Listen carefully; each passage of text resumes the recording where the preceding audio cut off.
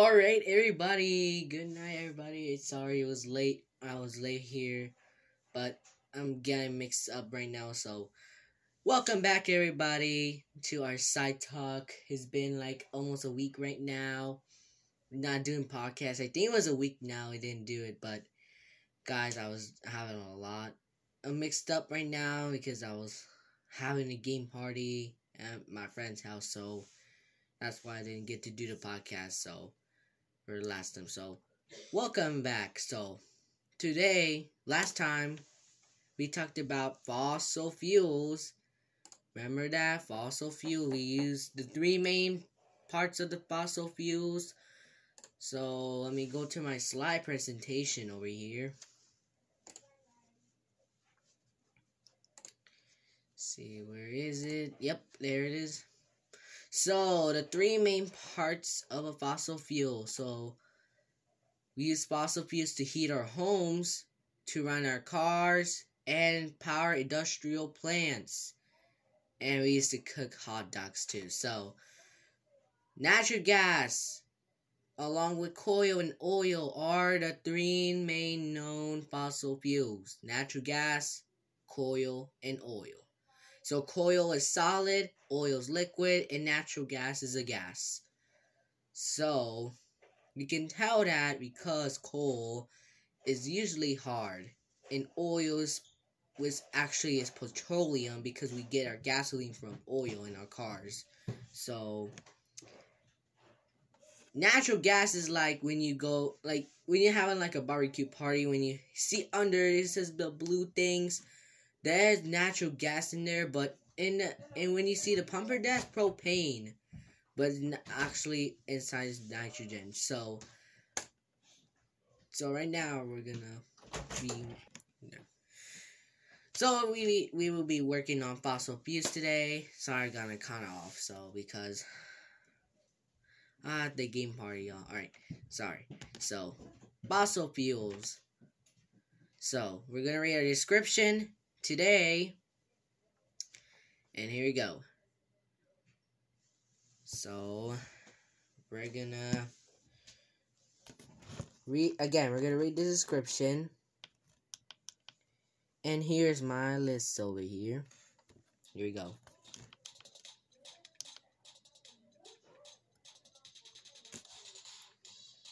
Fossil fuel, that's what dinosaurs used to power our cars, right? Wrong. So what are fossil fuels then?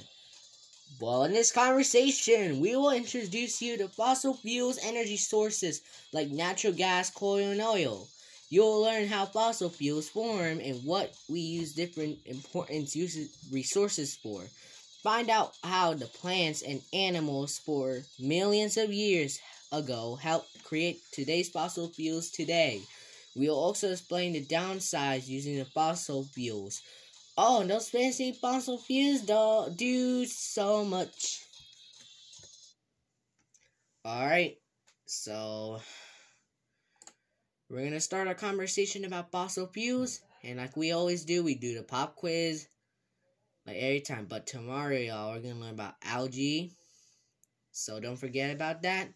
Now, I can, but don't tell anyone. It's a secret. Just everyone you know. So here we go. So we're going to go with the conversation right now about the fossil fuels. Here we go, y'all. Oil and natural gas are similar because they're both types of petroleum. Oil is the liquid form. Natural gas is the gaseous form. I just told you that. Petroleum comes from remains of the marine microbes, plants, and animals from millions of years ago. That plants and animals too. Anyway, when these organisms died, their bodies began to decay. They sank to the bottom of the ocean or swamp they were living in. Over time, they were covered with layers of sand and then stone. Heat and pressure went to work on them over millions of years. Eventually, they were transformed into pockets of petroleum in the earth. That's why they call them fossil fuels. They come up in prehistoric organisms. Miners use big drills and pumps to get deep into the Earth's crust and find petroleum. These drills create underground wells, both on land and offshore. The oil and natural gas that come from petroleum are really valuable resources. The gasoline that powers cars is made from refined oil. I just told you that. And if you have a gas stove, then you see natural gas in action. Both oil and gas can be burned in power plants to generate electricity. Other type of fossil fuel is coal. Just told you Jack. Coal was also once living matter. This might sound familiar, but prehistoric plants died and sank into the swamps and bogs. Over time, they were covered with layers of rock and earth. The pressure became so great that it slowly squeezed them into a solid. Coal is extracted by digging large mines, both near the surface and deep in the earth. Coal was usually heavy as a fuel source during the Industrial Revolution and still commonly used today. Fossil fuels are incredibly efficient energy sources. Just one tank of gasoline can take a car hundreds of miles. They are also pretty convenient because they don't need too much processing. Unfortunately, burning fossil fuels releases a lot of harmful byproducts. This creates pollution effect to the quality of air we breathe. So pollution is very bad, y'all. It's very bad. You know, if this past coal burning smokestacks or an open car window while stopped in traffic. Burning fossil fuels also releases carbon dioxide, which is bad, which is one of the major cause of climate change. We already experienced many of the effects of climate change. Extreme weather patterns like terrible hurricane and storms. Wars and drought conditions which leads to frequently wildfires, rising sea levels, and shrinking ice caps, and the destruction of animal habitats. But even if they did have such harmful effects, fossil fuels are non-renewable resources. That means once they're used up, they're gone and cannot be replaced. So, what is the definition of non-renewable resources? It means it's used up, but it cannot be replaced. That is the definition of non-renewable resource. And we're using fossil fuels much faster than the Earth can produce them. At our current rate of consumption, we probably won't have enough oil and gas to last the next century. Fossil fuels still amount for about 60% of the energy used in the world. It's hard for people to change, guys. Luckily, there are cleaner alternatives to fossil fuels. Lots of research is been done on developing renewable energy. Solar power, a clean, cheap way to capture the awesome power of the sun. And nuclear power, a way to channel atomic energy. Tapping other sources of energy like water and wind are also alternatives. Geothermal energy harnesses the internal heat from the Earth's itself. And keep an eye out of fossil fuel cells that run out of hydrogen. Oh, in order to conserve fossil fuels, we have volunteered to eat this hot dog from now on. And that's the end of the conversation about fossil fuels. So, we're gonna do a quiz. So here we go.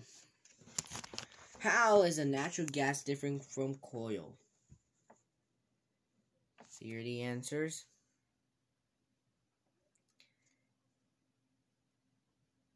And guys, so today we're gonna just do 5 questions today, y'all, because some of the other ones we didn't talk about. So we're just only gonna do 5 questions.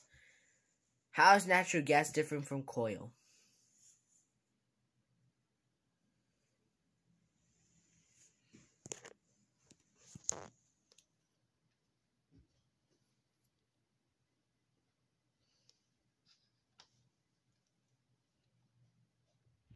The answer is B.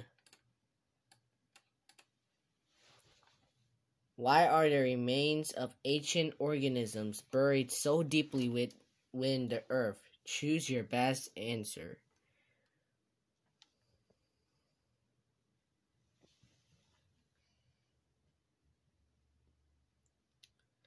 Again, we're just only doing 5 questions today, y'all.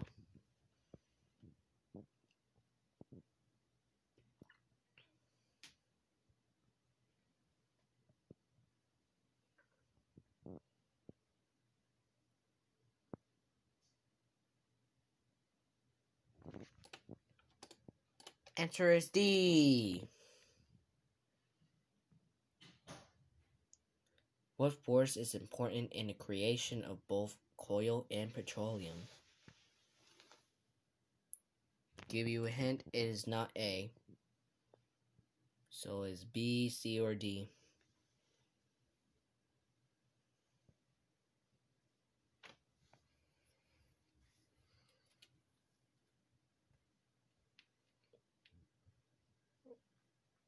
The answer is C. How long does it take decaying organisms to transport into fossil fuels?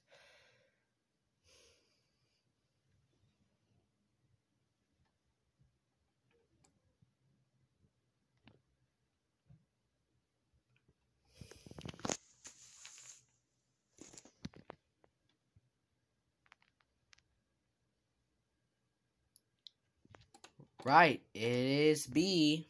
Millions of years. Last one, y'all. We're not gonna go from 10 because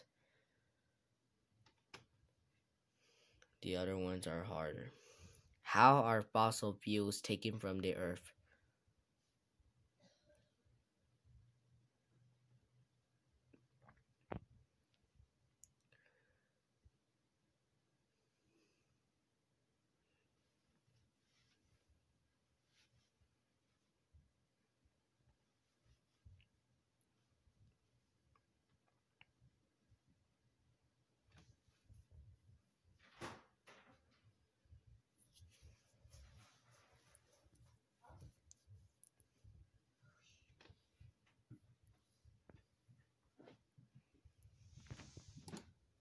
The answer is C.